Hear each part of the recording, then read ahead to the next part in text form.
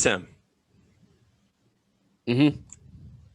Well, that was an enthusiastic response. I like it. Well, it's these podcasts have sort of become our weekly chats. So that would be how I answer the phone when you call me. It's like not you're working the drive-through at McDonald's. Just yeah. Go ahead. yeah. Go ahead. Go ahead. So we're reviewing two movies today. One of which is Palm Springs. Second of which is Groundhog Day.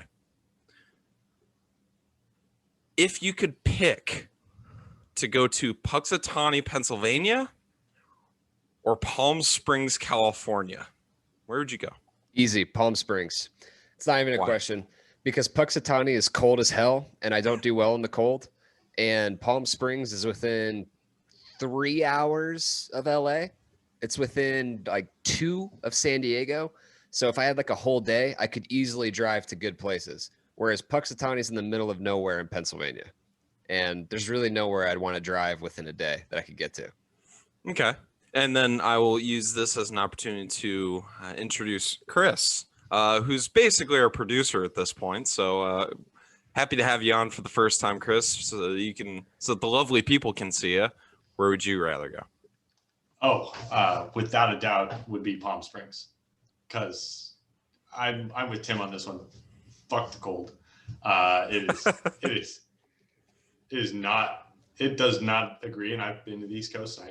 I'm not a fan.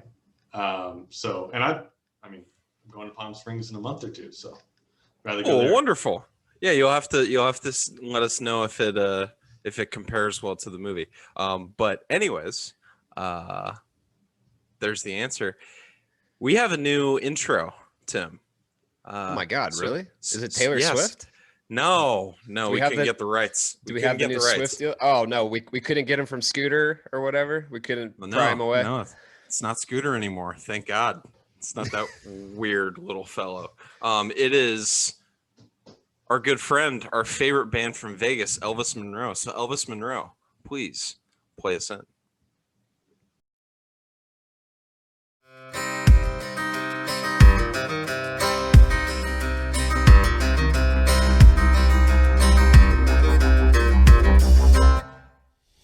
In a crowded room, somewhere in town.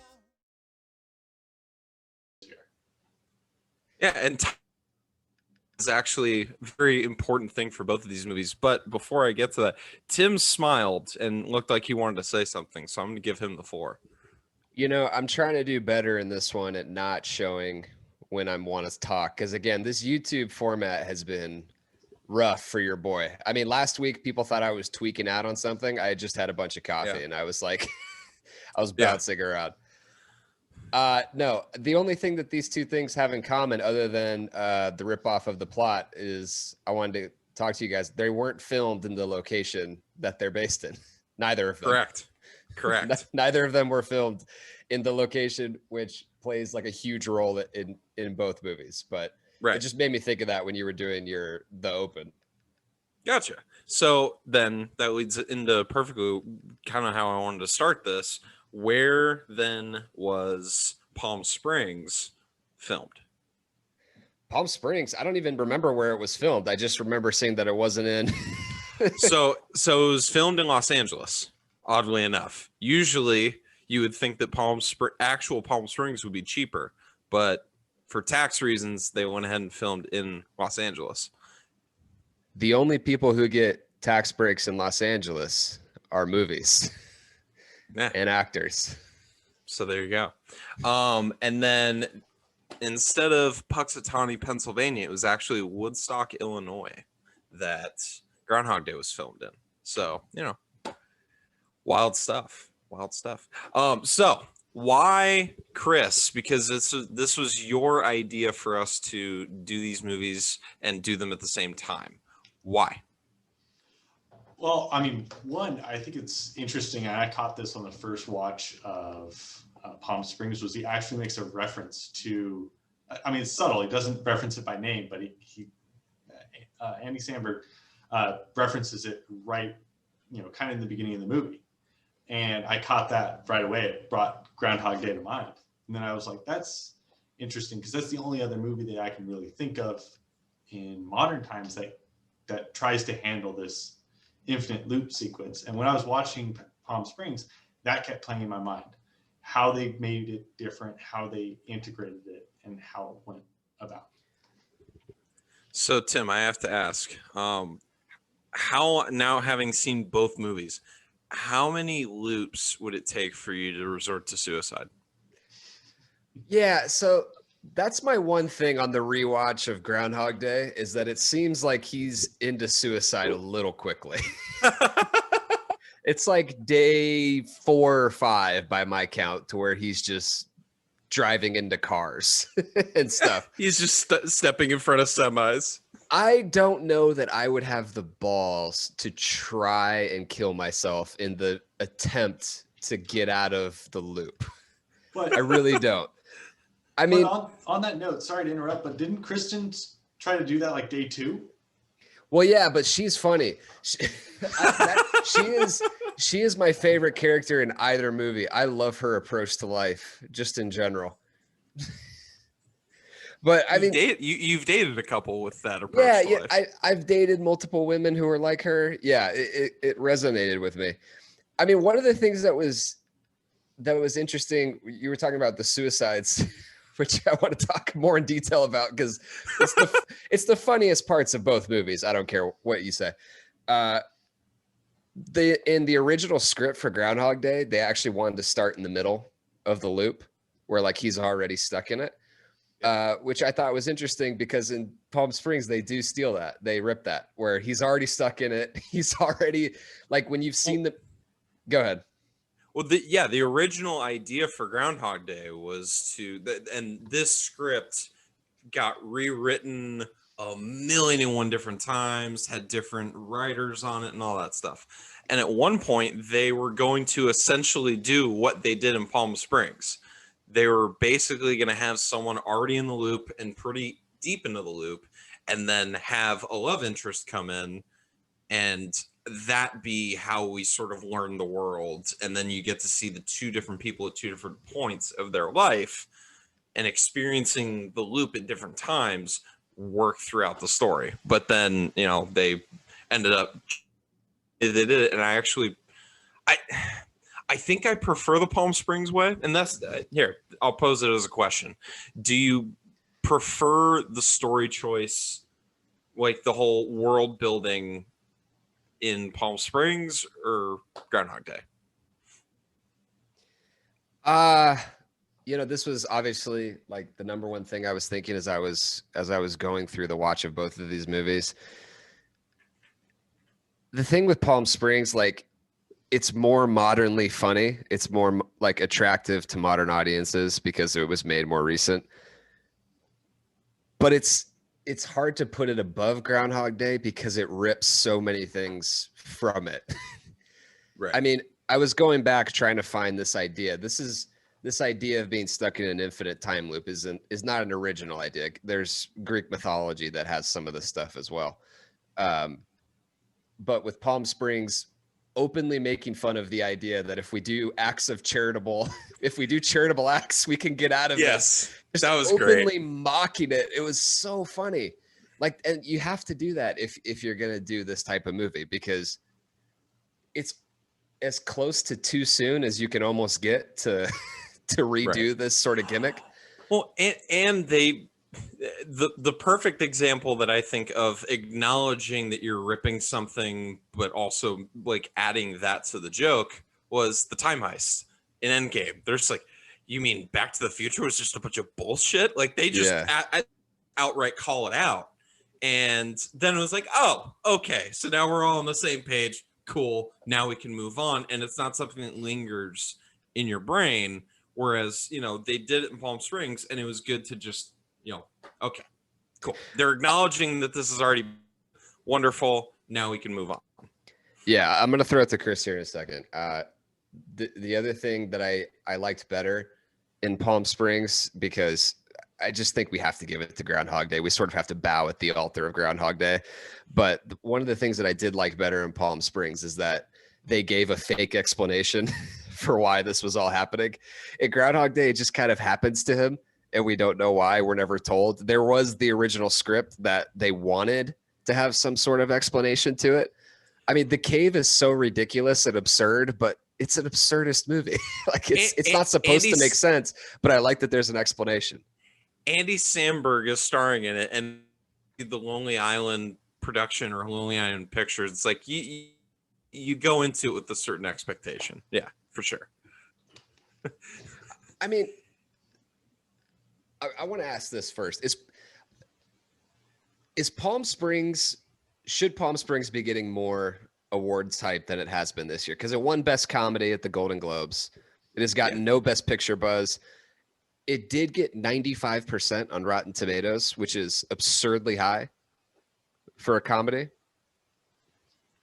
See, this is I want to chime in here, is that I think it was more of a right place, right time. Because think about it, we were in the depth of the pandemic when this came out. I mean, this actually came out towards the end of 2020, where, you know, the US was peaking in number of cases, number of deaths, everyone's stuck at home. I think this came out right place, right time. If this came out, say 2019, I don't think it would have gotten 95% of Rotten Tomatoes. Maybe in the 80s, because the comedy's good, don't get me wrong, but I don't think it's, you know, it's an absurd comedy. That's the whole aspect of it, like you stated, Tony. So I think that it would have been in the 80s on Rotten Tomatoes if we took it back to 2019. Because 2020, we just needed to laugh. We needed something that was absurd because the world has changed so much. It is absurd right now. I think it was just right place, right time kind of thing. And I mean, the reference that people were making the pandemic, it just feels like Groundhog Day. I'm doing the exact same thing over and over again. Yeah.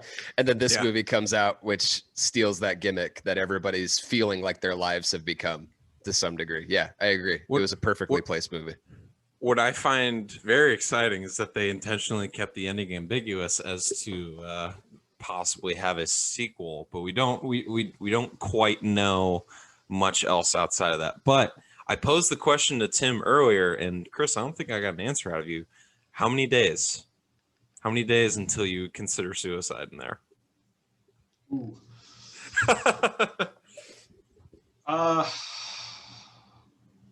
By the way, if and before that, Tim, if we get you to center on the camera, that would be great for the YouTube audience. There we go. I'd probably give it. Oh man, that's rough because I'm between like 15 and 20. Oh, you're even giving it. You're even giving it a couple days, like a number to the days. Okay, I like it. See, but I don't know. You wouldn't even last a month's worth of days until you're just like, fuck it, let's try it.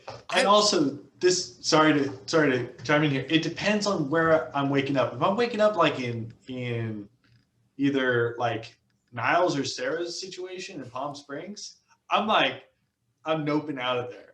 But if I'm waking up in Groundhog Days with Phil and I'm just I'm in a bed and breakfast, I'm like, okay, like, yeah, it's not so bad. But when you're waking up to like your girlfriend, but the ex who you know, or your girlfriend who you know who's going to cheat on you later that day, or you just basically slept with the groom.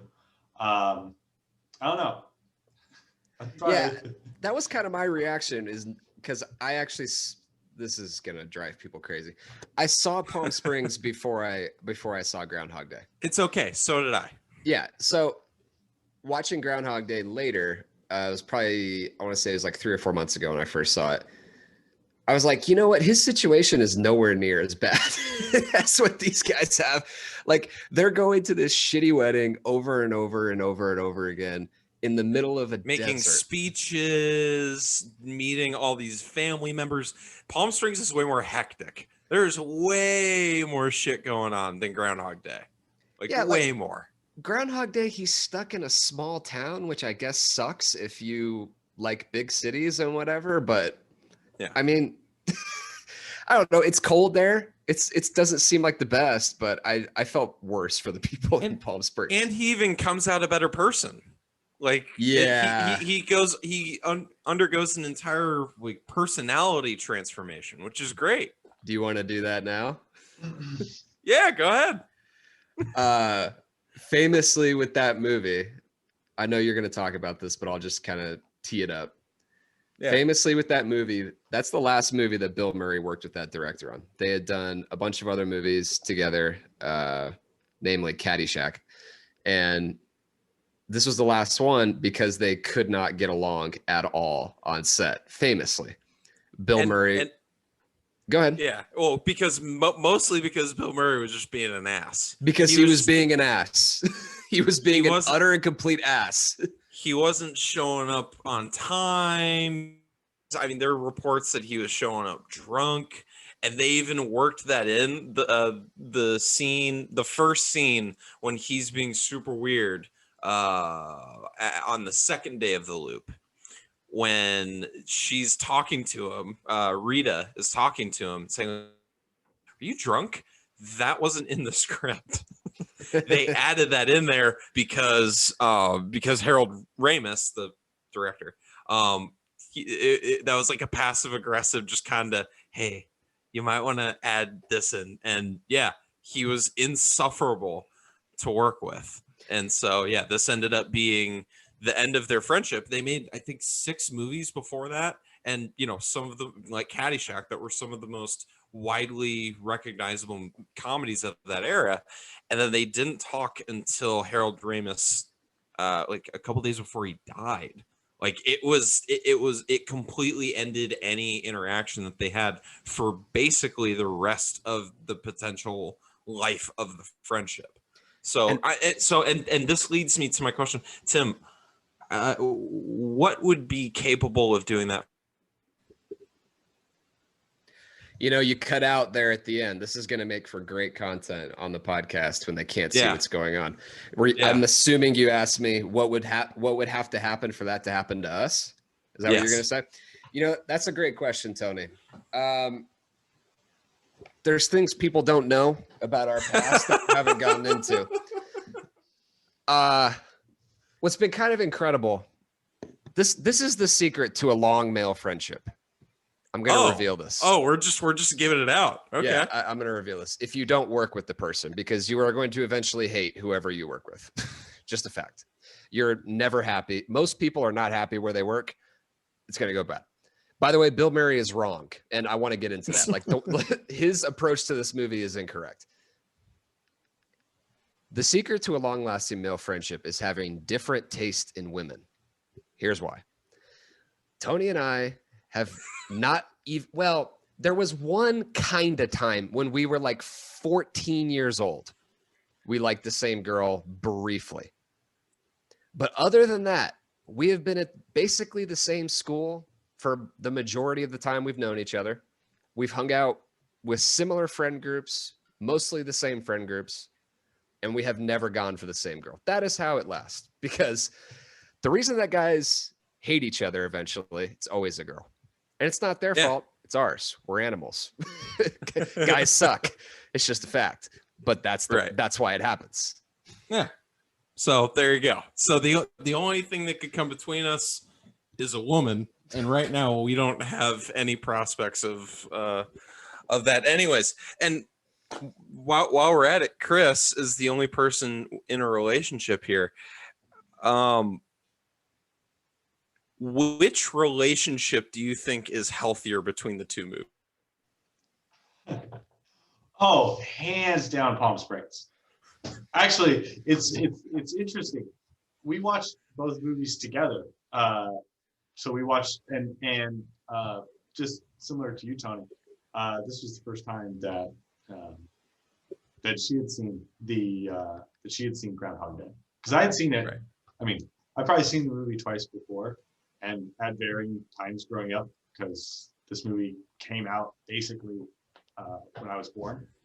So I've seen it when I was a lot younger, and but then seeing it through 2020 eyes, you're like, whoa, that's a little much. So yeah, if you want to talk about a healthy relationship, that's Palm Springs. We were like, it's almost like entrapment, like at the end. Almost?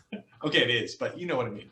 I mean, he basically goes as far as sexually assaulting her the first time. The first time, yeah. But at the end, it was definitely an entrapment kind of.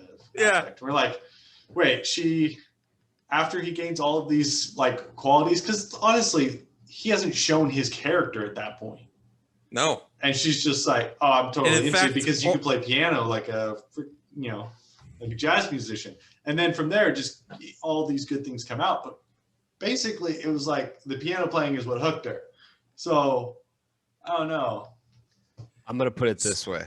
The relationship between Abe and the bride is healthier than the relationship in Groundhog Day. Well, okay, because in Palm Springs, it's at least consensual. Yeah. Okay, the worst thing, correct me if I'm wrong, because I've seen Groundhog Day more recently. I saw Palm Springs a couple days ago.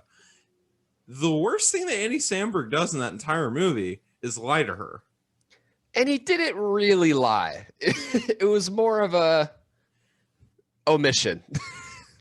No, he did lie because he did say no when they were at the he did say no. Have we ever slept together? No. And then change the subject. Yeah, I mean that's tough. But I mean again, that's the worst thing he did. Now, is that bad? Yes. Bad to lie to your partner or hopeful partner. But like it's not verging, if not just straight up sexual assault. The first time in Groundhog Day, I was straight up like, that is chargeable sexual assault because she did say no and he kept trying to make advances. And, like 5 times. And it could even be false imprisonment. Here's the thing. It looked bad in the movie. Yeah. About how bad it would have looked like on a transcript. Yeah. She said no like 5 or 6 times. Yeah. And it's bad. Yeah, that scene was really tough on rewatch. The first one where they're by the fire. The one thing I want to say about I'm sorry I don't have the actress's name from Groundhog Day. It is so obvious that she hates Bill Murray. Oh my God. There are moments where if you just watch her face, she's not reacting to what he's saying. You can like sense contempt in a way that they had no chemistry. None. No chemistry whatsoever. None. While the couple in Palm Springs had like electric, a very, very, very good connection. And in fact, the actress, and again, Tim, you could pull up the name for me. There's more of a connection between her and Andy Samberg than, she's very famously the mother in How I Met Your Mother. No chemistry whatsoever with Ted in that movie or in that show. So good to see her actually getting along with her male co-star, shall we say. Her name's Kristen Milotti. She played Sarah. I know. I knew who she played. I wanted to get her. Yeah. Right. Yeah. And we keep kind of jumping over Andy Samberg's character name. I mean, Niles. Yeah, I know. Niles. That is the central difference between these two movies. Palm Springs is nihilistic. Very overtly. Groundhog Day is hopeful in an almost annoying way. Yes. But now that we're kind of going through this, I'm starting to wonder if I do like Groundhog Day better. Because I do love that movie so much. And I think that, stuff like where he's at dinner with her and he's like, what did you study? French poetry. And it just flows out. Oh, what a waste of time. Like that is still funny. Yes. Or when he just punches Ned, like that's just gold. Like you're never going to get better stuff in that. And see, this is what I love the difference between the two movies is that what you're just saying, like, because no one else is on the loop with him, much like it is with Palm Springs, a lot of the comments that he makes, the audience understands it, but it's completely lost on the other members because they're not in the loop with him. So a lot of those comments, and I love the jump in between, like where it's like it'll show it, he makes the comment and then it shows the correction, like it just jumps to like the start of that scene. I love that kind of way they stitched that together, and it really made it flow nicely. And you automatically know the first time it happens, you're like, oh, it's because he's on the next loop. It's much less linear. It's much more, we're just going to tell the story that we want to tell. And if you get it, great. If you don't, hopefully you laughed at Bill Murray a couple times. But real quick, The way that the people who made Palm Springs and wrote it,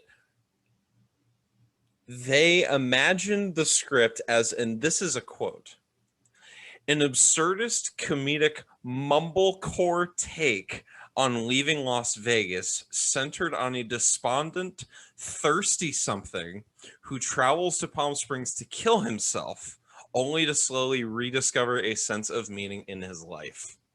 Okay. Okay. So let that sink in for a second. Yeah.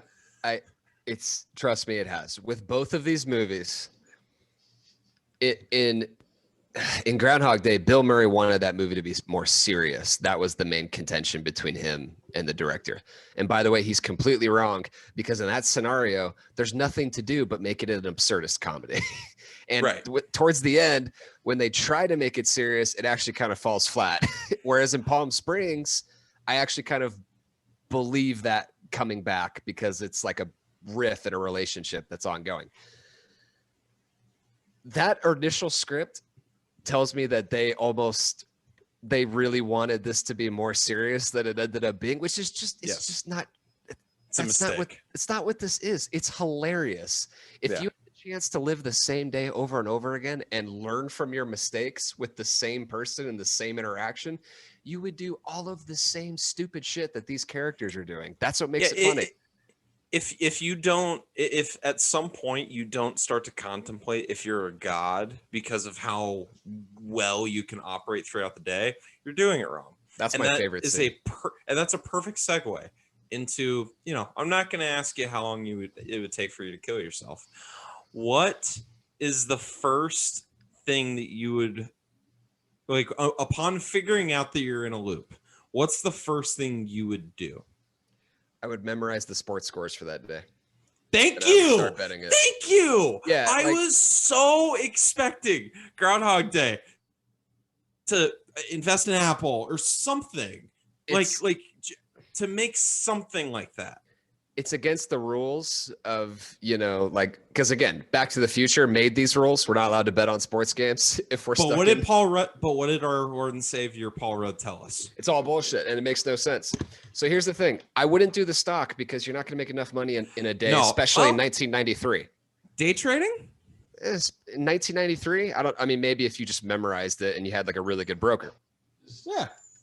I'm gonna offer a counterpoint to that, to both of you. Okay, so the only one that I think that feasibly works in is Palm Springs, and that's because they had an exit plan, right? They had a plan to get out, and it was like either they're gonna work and we're gonna move on to the next day, or we're gonna die. So that works. But if you do that in Groundhog Day, he would have to then re-up that bet every Time day. and then spend it. That's a good point. But no, that's what I mean. He would have to drive to Jersey, which he couldn't in this scenario because there's a blizzard. You'd have to go to Jersey and you just have to place the bet at the casino, make the money, and then spend it immediately. If he was in Vegas for this story, that's of course the move. That's the only move. Which that if there could be a sequel to one of these movies, it needs to happen in Vegas. Yeah, that's verging on Hangover stuff though. Yeah. Like Who the cares? the gimmick works really well one time when you have a story, when you know the story you want to tell and you tell it. When it starts becoming, we're going to do the same thing in a different place, you get Hangover 2 and 3. And plus, Palm Springs, I think, works really well for, the remake of this kind of idea because of just how it's the absurd aspect of it. You're in the desert. It's fucking terrible. And they still make the best of it. And I think that's kind of why they weren't going to do the small town again. So how do we get that kind of small town, nothing to fucking do here kind of thing? Well, we're going to put it in the middle of a desert, Palm Springs. Being in a desert is fucking terrible. Tim, you'll have to tell us about it sometime. But so a little bit more background on Palm Springs. So Neon and Hulu, the companies that put this movie out, they reportedly $17,500,069 for the film. that broke the previous record for the highest sale of a film from Sundance by 69 cents. The previous record holder was 17,500,000. So, take that for what it's worth. Later, there were reports that, the deal was closer to 22 million after a bunch of guarantees and stuff. So that's interesting. And then Hulu claims, which is my favorite part of all the streaming service wars, is that they could just put out whatever the hell they want in terms of their numbers.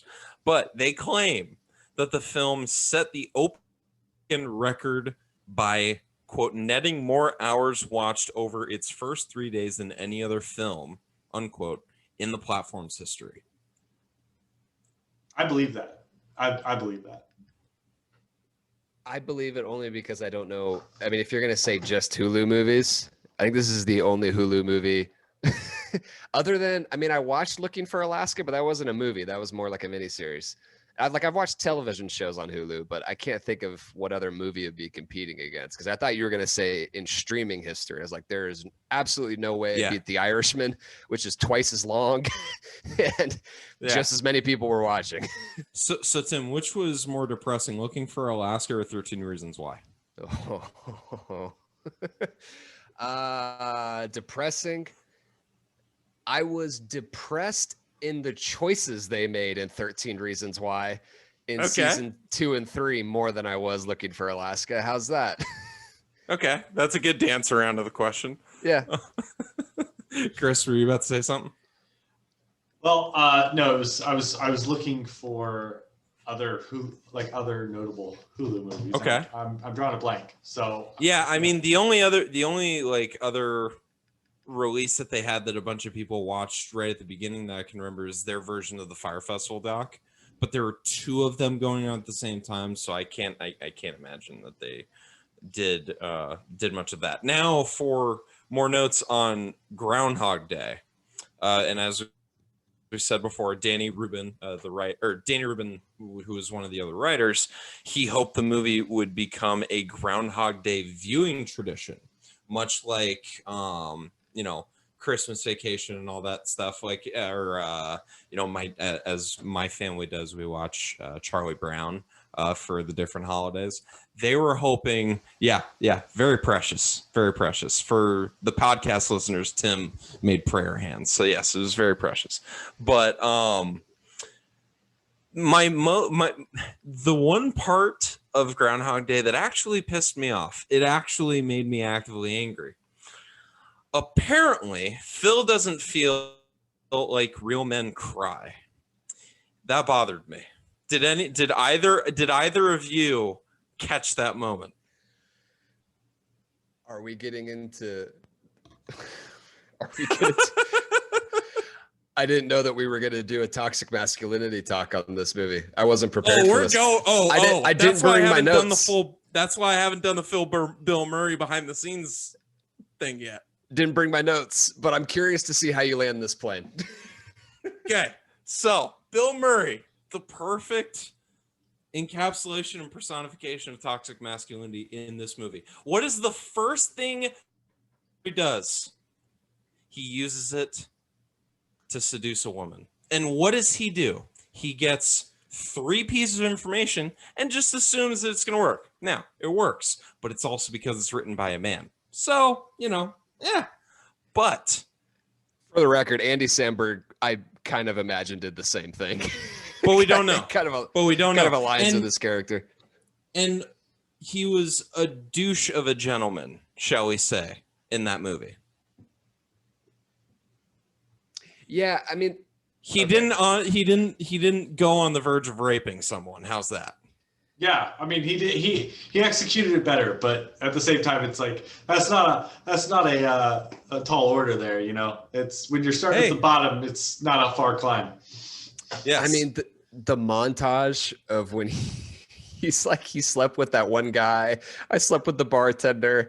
I slept with Darla, and she just interrupts. She's like, I bet that was great. And he's like, it was actually. It was. He seems like a perfectly good guy that was thrust into a very troubling situation, and he kind of threw caution in the wind.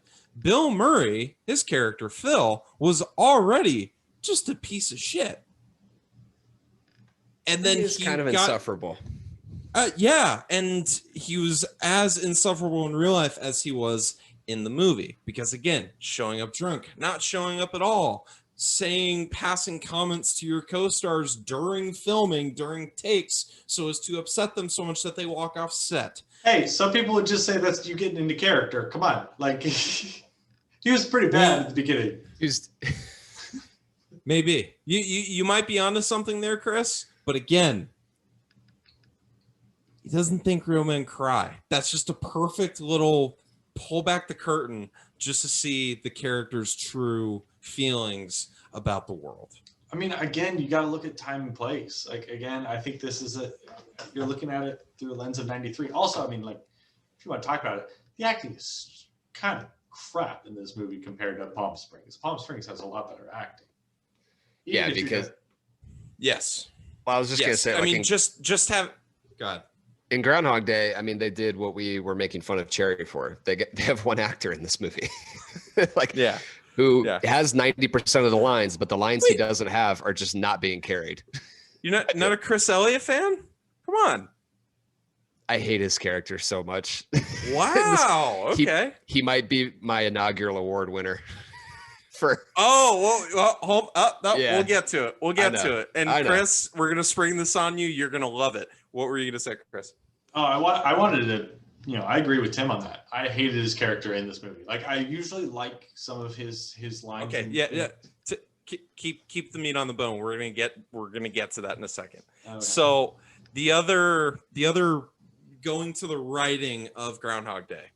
The studio refused to greenlight this movie without making explicit why Phil became trapped. And there was a producer named Trevor Albert. He described a Columbia executive saying, "Why does the day repeat? I like it, but I don't understand why he gets stuck in the loop."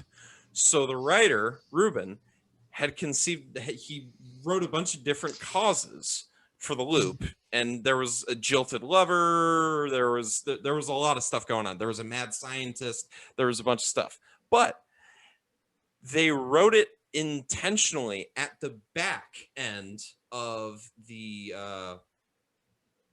movie. They weren't planning on ever filming it, and what they did was they didn't film it, sent it to the execs, and they ended up loving it. So that was they basically tricked the executives into that. Well, how about the alternate ending where Rita is stuck in the same time loop, but in the next day when she wakes up to him? I actually think that would have been pretty damn funny if they would have chosen to do that. But yeah, you're right. I think what they realized in Groundhog Day is that it's not a serious movie, and it's not supposed to be. It's not supposed to be taken seriously. It's funny that he's stuck in the same day in this place that he perceives as his personal hell. Like, for me, it would be like if I was stuck in Tucson, like just in any average day. Shout out to all the Tucson listeners. Yeah. And actually, let's take a break. We actually got our first sponsor. The city of Tucson would actually like to, make sure everyone knows they're getting sidewalks soon. So there we go. Go ahead, Tim. The city of Tucson was never. I mean, here's the thing. Like, I forget who we made fun of last week and did a fake ad for them, but the city of Tucson was never going to sponsor me. of all the potential sponsors we've spoken to, I'm least optimistic about that city. See, the thing though is that it's not because they wouldn't want it. It's because we're above that shit. We're above Tucson. Yeah. No, I just don't want their money. I just feel like it's dirty. They don't have any. They don't have any money. So Bill Murray, he rejected doing a potential nude scene. I can only imagine why. Thoughts? Because according to his character, he's got a great body. Nude for him? Like, yes. Yeah, no, it's pretty obvious. Bill Murray's not the most in shape, dude. He's your average. He looks like the average run of the mill white dude. That's why he works in a lot of movies is because people know someone like him. Speaking of the average white dude, do you know who the preferred choice was for this role? I'm gonna guess Tom Cruise. Oh no, it was actually I do know this one. It was Tom Hanks. Yeah, there we go. I thought Yeah. I was hoping you were going to get it. He was the preferred choice. He denied it or rejected it because he didn't want to keep getting typecast as, or he knew that he was typecast as the nice guy. He didn't think that it would be good for him to come in and, you know, act like a dick, because then the audience would just assume, oh, okay, well, we're going to get to see Tom Hanks do Tom Hanks things by the end of this movie. Instead, they went with, you know, the insufferable prick that Bill Murray was, but they also went to Chevy Chase and Michael Keaton. So between those four actors, who do you think, Chris, would have been the best in this role?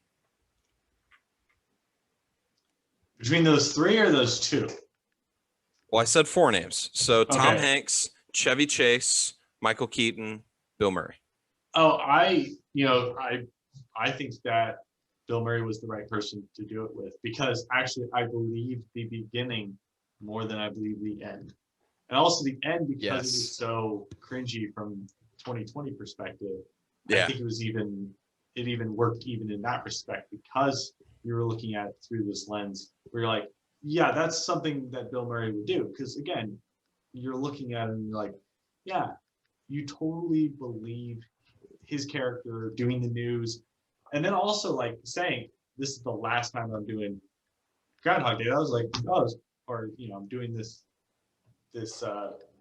broadcast. I'm like, this is great. That's exactly what I expected from Bill Murray. I mean, like saying Tom Hanks, I was like, that is not the right person to put in this, because he's America's dad. Come on. Exactly. Well, the second America's Dad, the first one he kind of left us prematurely. But Tim, Bill Cosby. Oh, Bill Cosby. Oh, okay. You were doing a Cosby joke. Nice. I was wondering how long it was going to take to get to him on this podcast. Oh, wow. Okay. Yeah. Oh, okay. Okay. Yes. Yeah. No, Bill Cosby. He's you know, who we thought was a great dude, and turns out he's a little bit closer to Bill Murray than we thought. But anyways, so Tim, and then I'd like to know Chris as well. Go ahead. If you could pick being anyone in this movie, who would it be, and why? In Groundhog Day, or in Palm Springs? In this sort of time loop, if you could pick any character from either movie. That's tough. I mean, I really like Andy Samberg's approach to it, when he just hits fuck it and accepts it, as opposed to Bill Murray, who's like constantly like fighting the inertia of the situation. Because I really feel like I would end up like Samberg, where it's like, what was your job again? I don't remember. Like, yeah, I have this dog. It's being watched by my neighbor. Kind of forgot about that until now. Like, all I do is drink all day, hang out. I go to the wedding and I say stupid things because it doesn't matter. So I think that I would probably, if I was in this situation, I would act more like him. But that is also that movie was made more with me as an audience in mind, I think, than 1993's Groundhog Day. But still, Groundhog Day is, I mean, Rolling Stones has it as the 11th greatest movie of all time. I don't want to disparage it. Yeah, I don't want to disparage it in any way, shape, or form. It is a great piece of film. It has several problematic scenes in it, and Palm Springs is just more. I'm gonna let you talk and pick your favorite character here in a second, but now I'm on a roll. Palm Springs is just more slapstick than Groundhog Day, where it's like more of a joke a minute type thing, which I think kind of appeals to our short attention span brains more. But right. I'm curious as to who Chris would be, because I think it's going to be, anyway, go ahead. So I just wanted to touch on what you just finished off with, like how the movies have changed to suit that time period. What I noticed is that with how the acting changed between the two movies is how the kind of, if you would expect the, like Groundhog Day had this overarching like plot that kind of worked throughout it, where again, like you said, Palm Springs was very much like joke. It wasn't as like with Groundhog Day, it seemed like there was a little bit of that like witty comedy, or you'd have to catch it, where like Palm Springs was like here. And I think that's to also kind of suit our generation, where it's like we expect that from comedies now, where in 93 you're expecting a little bit more of like a sophisticated viewing audience. It was designer comedy is what I've always liked to call it. I mean, in Palm Springs, they're literally tattooing dicks on each other. Like it's very much more surface level and just very much Andy Samberg level comedy, which is absolutely enjoyable, and it makes it for a much more conducive. It's much more conducive to a rewatch than it is another movie. Yeah, but to go back to the question of who I would be, and I think this is a little bit of myself, but also, like, I was debating between actually if I wanted to be Roy or Niles. Okay, that's quite a difference. Yeah. Now those two approach things, and you're stealing one of them, so I'm hoping you don't pick the one that I want to talk about. No, so I want to be Niles, and that's because Great. I identified great with that character at a point in the pandemic, because it was like, honestly, it was just like same day, same shit, stuck at home. I'm just gonna knock back a few whiskeys and call it a day. Like that's how I mean, I was drinking like 3 or 4 seltzers a night at one point, and it was like I still have school the next day. You know, it got to that point, but because it was, you know, oh great, here's another day stuck in the pandemic, because people won't wear masks. But you know, that's neither here nor there. But we're pro mask on this podcast. Approved. And you know, the different states that we're in might have differing views on it, but you know, that too. But yeah, so if it was like to do it, well, maybe in like 6 months, if you asked me, I'd probably be like Roy. But at the time of watching this, I was like, I identify with Niles very heavily at this point. Okay, so I have a question. Just each one of you shout something out. It's ultimately not that important what you shout out, because you could be wrong. What are we all ultimately striving towards? I have no idea. I take the nihilistic. So I have no idea. Chris, what are we all ultimately striving for? I don't have an answer for everybody. My answer for myself is kind of just satisfaction in myself. Satisfaction in yourself. Okay. Peace. We're all aiming to find peace in our lives. There is one character throughout both of these movies. There's only one, Tim, that finds peace. Does he? And that's J.K. Simmons. That is Roy. Wait a sec. He found his Irvine, Tim. I am just trying to find my Irvine. And if I could find it, all I'd have to do is drive a few miles north. Beautiful. I'm trying to find my Irvine, Tim. If I could be any actor, it would be J.K. Simmons without a question. But I don't believe Roy found any sort of peace. I think he's temporarily. Wow. This is a dude who showed up to a wedding alone and did meth with a stranger. Cocaine. Okay. Yeah, coke. Yeah. I thought he did meth also, but I could be wrong. Okay. He very might well have done meth as well. He did cocaine with a stranger, got effed up, and went into a cave with him. Like, this guy is some kind of special fucked up. He has seen shit. He has lived life. And then what ultimately happened was he brought himself peace in his life. After chaos, after pain, after trials and tribulations, he ultimately came to Irvine. I think to peace. We just found our podcast description for this episode. We're just trying to find our Irvine. Just find your Irvine, baby. And see, I think actually, let's make t-shirts. I think that was a moment of disillusionment. Oh yeah. How dare you? Oh How yeah. dare you, Chris? Oh look, he's watering the shit. That's interesting. Like, And he even Doesn't get better than that. But he even says like, I won't get to see them grow up. I won't get to walk her down the aisle. I think he was like that. He was like, I think at that moment it was like, that's okay.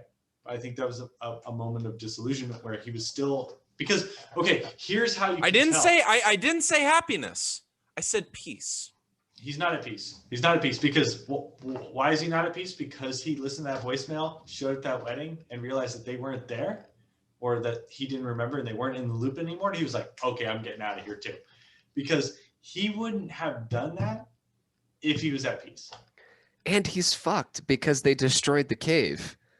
Unless it goes back to normal. Okay, I guess okay. No, they didn't destroy the cave because Fine. the people who are still in the loop didn't destroy the cave, because remember, the goat didn't destroy it, so the cave is still there for the people in the loop. Right, so Fine. JK could still get out. Yeah. You know what, guys? Fine. For the first time, and you know what? Because I don't fall to toxic masculinity. When I am given information and when I am given a new view of looking at something, I am perfectly capable of changing my mind. Chris, you're right. Andy Samberg. Because he is operating in this world free of inhibitions, and then he ultimately gets to leave with the love of his life. So, you know what? You convinced me. You're right. And I apologize for being wrong. Well, you also got to credit Tim. Don't leave Tim out of this one. I am perfectly willing to leave Tim out of this. Yeah, I was gonna say I'd appreciate him keeping my name out of his mouth for as long as possible. All right, so now for the listeners, we're about to unravel or unveil. Sorry, not unravel. Unveil. Well, we might also start unraveling, but that's kind of our that's our that's our brand. But we're about to unveil an award,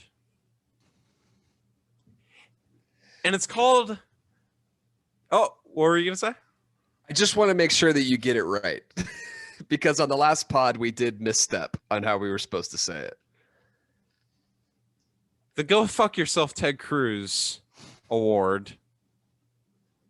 If you could punch any person in either of these movies, like you would invariably Ted Cruz, who would that be? By the way, like anybody from either side of the aisle would, if they if they had the chance to. Just check out John Boehner talk about anything. Ted Cruz, go fuck yourself. That is going to be. I'm going to listen. That's going to be one of the things I listen to when I'm having a bad day every once in a while. Just John Boehner. Oh, yeah, that's right. That's right. It's Ted Cruz, go fuck yourself. Okay, I will do better. It's not go fuck yourself, Ted Cruz. It's the whole like John Boehner being drunk and just he's clearly like slurring his words and just Ted Cruz, go fuck yourself. Here's the thing. There's only this is kind of the Olympics. There's a lot of people that need to go fuck themselves in both of these movies. I'm just gonna give the candidates. Oh, okay. I'm gonna give the you guys can feel free to come out of the box. Abe can go fuck himself. Abe can go fuck right off. Misty is one of the most annoying, horrible people that I've ever encountered, and I hate her.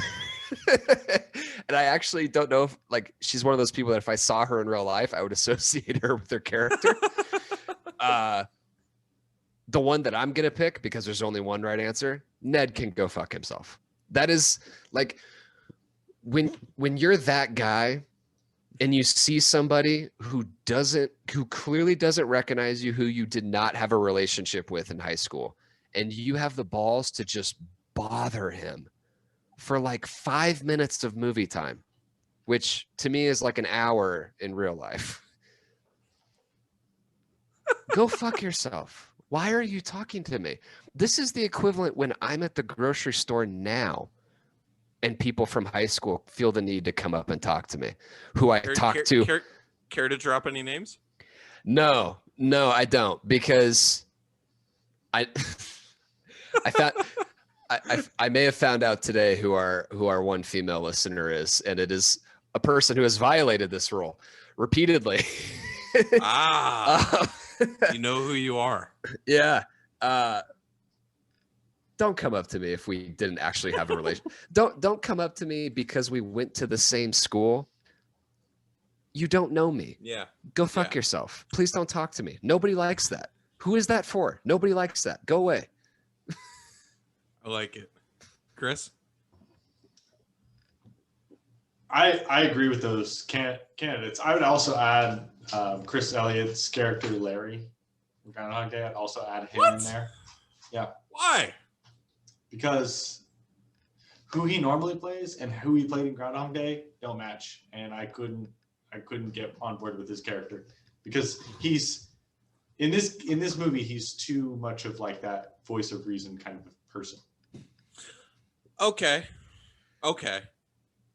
I'm with you on that. Until the end of the movie. And then because Bill Murray had flipped his character, then all of a sudden Chris Elliott fell into that role that he usually fills. So at the end of the movie, I was like, okay, that's where I see Chris Elliott. But in the beginning, not there. Not there. And that was a problem for me. I was like, you're putting this guy who that's not his brand into this role, and it just doesn't fit.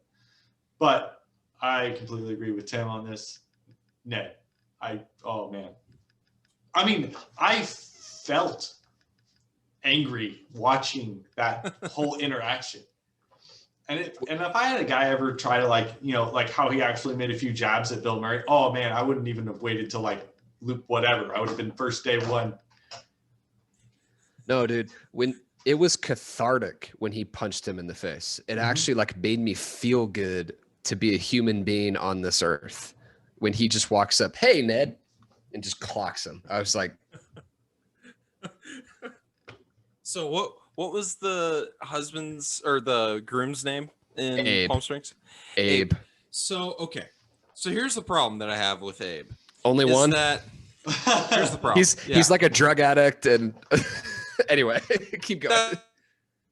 You whatever you do in your free time, have fun. Pro cocaine podcast. Got it. Says former employee of district attorney's office. I love it. But it's the third time actually that we now have had technical problems with stuff falling off of Tim's table. Oh my god. Oh my god. Tim and cables don't match apparently. No. Tim and cables don't match. No, I was born into a wireless world. Wow, so privileged. Must be nice. Yeah. But so Abe and Sarah. Yep. No, Sarah doesn't have to fuck herself. Sarah slept with her sister's soon-to-be husband the night before their wedding. But she's a delightful person who's very funny and has a great outlook on life. You're gonna like this.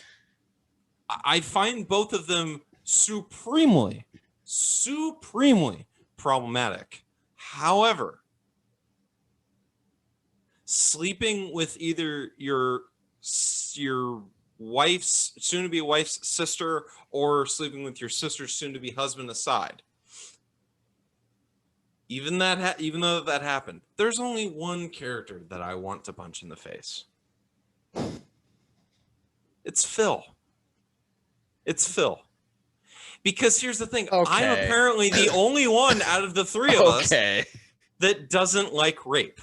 And I'm kind of shocked. Okay. But I'm the only one. I'm perfectly fine with using my inaugural Ted Cruz Go Fuck Yourself Award to defend Rita's honor. So, you know what? And if that's what the cross that I have to bear on this show, that is perfectly fine with me. But, Phil, go fuck yourself. And I would hit him every single time I would see him. You would hit him over. Okay, first of all, It's not okay to hit people.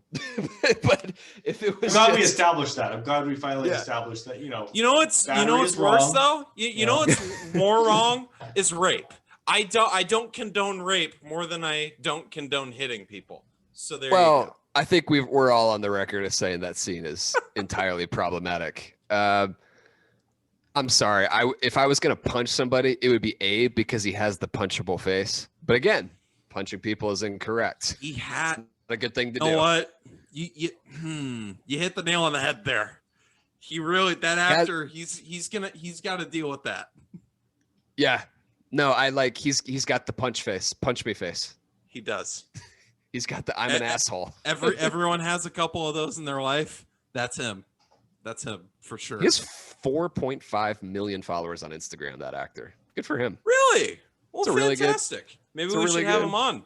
We should I'll send let him him that know. sound clip. Yeah, we should send him that sound clip and see if we can get it on. All right, we'll do. Get him on. Yeah. Tim. So everybody, the inaugural Ted Cruz Go Fuck Yourself award goes to Phil and Ned. Ned. So Ned and Chris. Ned. Yes, I'm Wonderful. on board with that. I mean, there's a lot of people that could get it in these movies.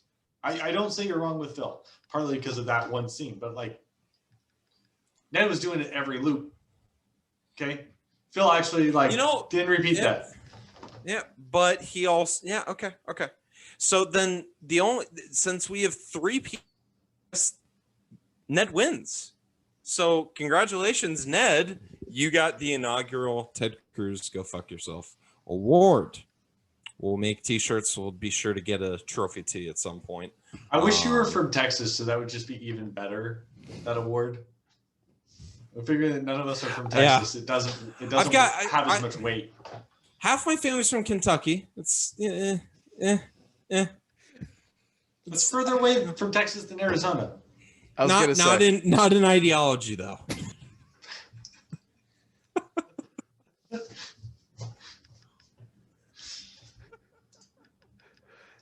Tim, was there anything else you wanted to say about these movies? Or actually, I had one more question. Which one's better? When we've kind of been dancing around it, but that's a douchey question. Which one did you like better? I think that the way Palm Springs approached it as this is all meaningless. It was meaningless when we were outside of this loop too. I think there's a line when Andy Samberg's like, and what? Go back to poverty and responsibilities and war and whatever else he says. It's like, actually, his character cares about war for a second. I like it. Why would I want to go back to that? This is actually not bad. Like, it's not the greatest situation. It's not my ideal day I'd like to live over and over again, but it's not like things were going so well for me out there. Stockholm syndrome. I kind of empathize with it. Whereas, I mean, the thing with Groundhog Day is that I can't get away from the fact that it's like a lesson teaching movie. It's trying to teach you that, like, you need to be a good person and do good by people, which is great. That's a great message, but it falls flat because it's like fixing Bill Murray. tires. Yeah. So that stuff is so hokey to me. And I know that it's a product of the time it was written in. And like I said, it's the 11th greatest movie of all time, according to Rolling Stones. But I like the nihilistic approach that this is all meaningless anyways. That Palm Springs dabbles in. Chris? I mean, I just feel like I'm agreeing in this aspect, but I did enjoy Palm Springs more so. And I think that comes from the fact that it's like, yeah, we've seen Groundhog Day, and because it had some of those aspects that were just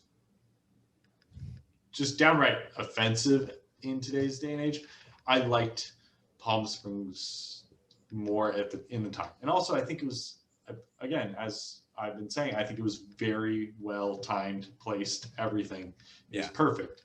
And I mean, I believe they had to start shooting this before any of this was even a figment of our imaginations kind of thing. And they were just like, everything lined up for them to have such a great delivery of the movie.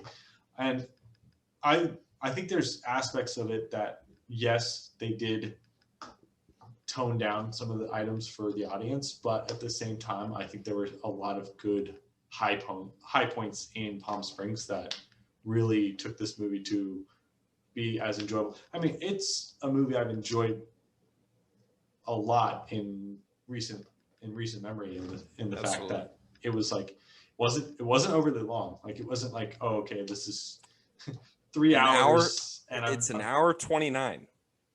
It's that tight 90, tight 90. But no, I enjoyed it much more than Groundhog Day. Watching it now, if I watched Groundhog Day 3 years ago and didn't have Palm Springs compared to it, I probably would have liked Groundhog Day more. But I think it's just like they could have done more and less at the same time in Groundhog Day. Rolling Stones be damned. Palm Springs, not only did I like Palm Springs better, Palm Springs is a better movie for a host of reasons, but one, just the chemistry between the two main characters and the chemistry between the main foil, I guess. The chemistry between Andy Samberg and J.K. Simmons is perfect. It's great. It's like J.K. Simmons is like, at one point, is this just like predator that's coming to kill him. It's so funny. By the way, that is such a hilarious choice. That is like, he's just out to like torture him to death. That is hilarious. Yeah, because he led him into the cave and he's just, okay, now every single loop, I'm going to just point myself to torturing you and killing you in the most offensive ways possible. The first time he shoots him when he's trying to sleep with Rita is so funny. And he's, you sick fuck, Roy. And he's like, he runs away. It's sorry. You mean Sarah? Yeah. What did I call her? Rita. Oh my God. Yeah. Sorry. Apologize. But yeah, no, when we haven't been, but we haven't been introduced to any part of the movie that would have it make any sense. And then he's just, you're a sick fuck, Roy. And he just like limps away. And the first time I was watching this movie, I'm like, what the hell's going on? And there was never really a time like that in Groundhog Day. But their relationship ends up that, it's Andy Samberg, Niles, is the grown-up son that Roy wants. Because he's getting to like teach him and he's getting to like impart wisdom, find your Irvine and all that stuff. And that was like, it looked like the happiest time of Roy's entire character arc. So yeah, I just think that, and then obviously like we were talking about before, between the male lead and the female lead, there was legit chemistry and I could actually see them being together. There is no way in God's green earth that Rita is getting with Bill Murray, even after acting like he's a god. Like, no matter how many tires he changes, I don't believe that that's going to be a thing. This is also the thing why I think, because because their relationship was built on just a bunch of lies. Their relationship was built on the fact that he memorized everything about her. No, I'm not even going to jump on that. Joke. I'm not going to jump on that. She went from absolutely despising who he was to liking him in a day. Okay? Because in her existence, like if you want to think about her timeline, it literally went, he's an ass, they drove there. Groundhog Day happened and he's amazing by the end of it. And then they were together that evening. Yeah.